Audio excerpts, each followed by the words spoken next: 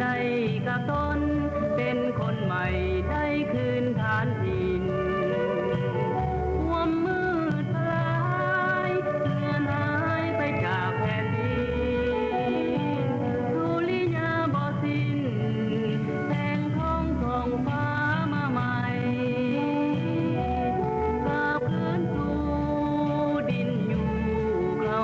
ป่าขอมอบกายยาอาสาเจ้าดังดวงใจอย่ามาอยู่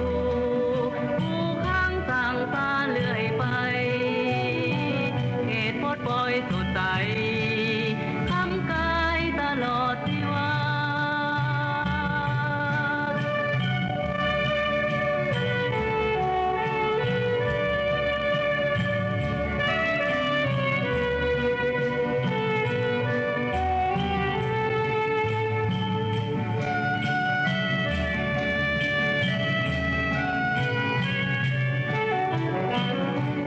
สิ้น